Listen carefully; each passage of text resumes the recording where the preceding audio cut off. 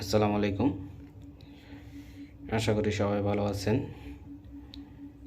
হাইকোর্টে বিচারপতি হলেন সার্জিস আলমের শ্বশুর। আসলে দুঃখের সাথে বলতে হচ্ছে এই বিষয়গুলা ওনারা নিজেদের আচার আচরণ ব্যবহারের কারণেই মানুষ তাদের এইটা নিয়ে এসব কিছু নিয়ে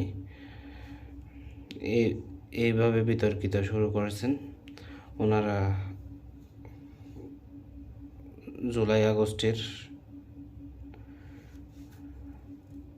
অন্যতম নায়ক ওনারা দাবি করেন, কিন্তু এখন যা শুরু করেছে বাংলাদেশে, ওরা এই যে এনসিপি বলেন, সমন্বয়ক বলেন, তারা যেইভাবে শুরু করেছে এটা আসলে কোনোভাবেই বাংলাদেশের সাথে 5ই আগস্টের